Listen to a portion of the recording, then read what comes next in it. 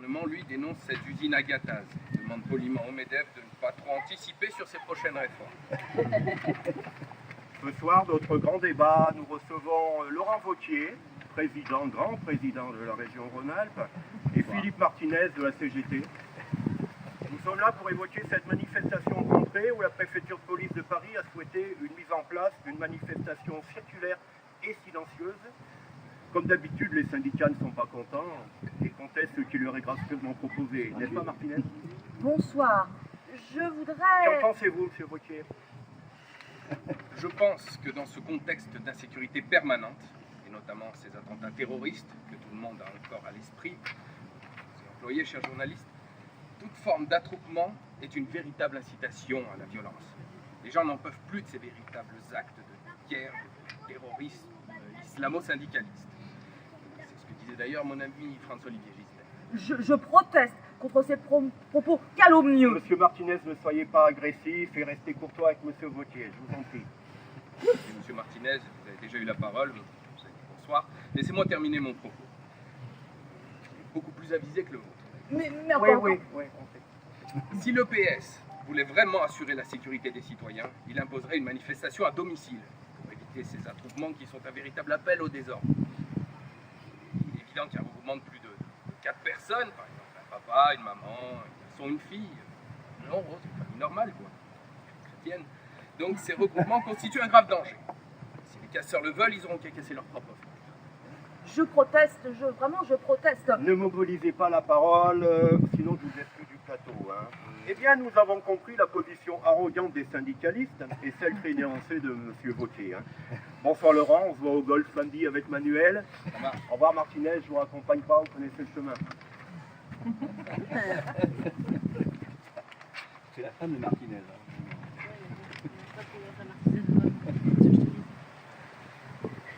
Et enfin, campagne de boycott d'Israël à cause de sa politique coloniale en Palestine. Manuel Valls continue de soutenir contre vents et marées sa nouvelle loi qui assimilera cette campagne PDS, boycott des investissements sanctions de l'État d'Israël, à de l'antisémitisme. Si ceux qui boycottent Israël ont une loi faisant d'eux des antisémites, les syndicats demandent à ce qu'une loi puisse assimiler tous ceux qui boycottent leurs manifestations à de l'antisocialisme. C'est des antisociaux. Et social. Le 8 août 2016, la ministre du Travail, Mme El Khomri, a validé le licenciement d'un délégué syndical d'Air France contre l'avis de l'inspection du travail. Code du travail, inspection du travail, que de formalités inutiles et obsolètes dans notre démocratie moderne. Justice internationale, Slobodan Milosevic, que les Américains surnommaient le Hitler des Balkans, a été blanchi par le tribunal spécial de La Haye des accusations portées contre lui. Il est mort en mars 2006 en prison sans avoir été jugé. On nous aurait menti. Primaire de la droite, Juppé, Fillon, Morano, Copé, NKM, Guénaud, Sarkozy. Non, sérieusement, c'est qui a fait le casting? Toujours primaire de la droite, Juppé, Sarkozy, Copé, Guénaud. Enfin, une action pour la réinsertion des délinquants. Pub. Jeune, tu ne sais pas comment t'orienter pour ton avenir. Deviens patron de CAC 40. Différents secteurs te sont ouverts. Le bâtiment, la banque, l'alimentaire, la grande distribution. Quand tu arrives, tu touches du pognon. Ça s'appelle un golden hello. Quand tu pars, même si tu as mal bossé, tu touches du pognon. Ça s'appelle un parachute doré. Et entre les deux, si tu délocalises bien, si tu licencies bien, tu peux voir augmenter ton salaire. C'est pas beau ça? Pense à cette solution. Voilà un métier d'avenir. Salaire moyen pour un patron du CAC 40 en 2015, 2 340 000 €. Sans les tickets restaurants, mais quand même.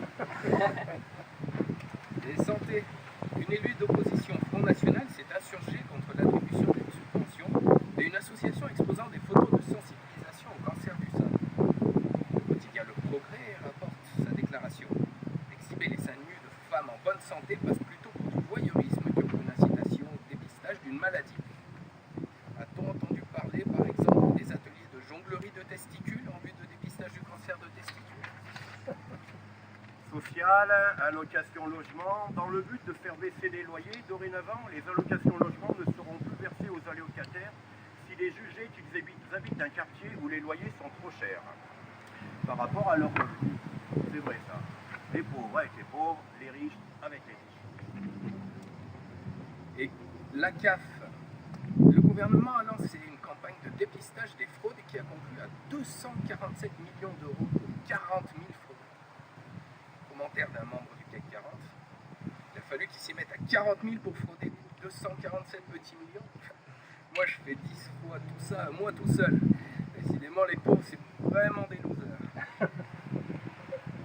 Une dernière minute, le pape François a déclaré, je rappelle qu'il est à Ibiza, mais à cette heure-là il n'est pas levé encore. Mais je kiffe Adam, Nuit debout, c'est trop de la balle. Assez jeune. Allez François, fais tourner. Voilà, bon.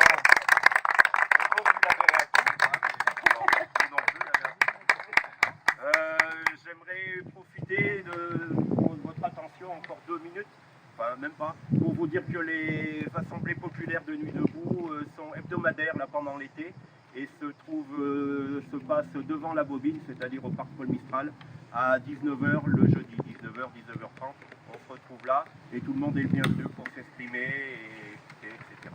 Voilà, merci. Venez nombreux. Venez nombreux.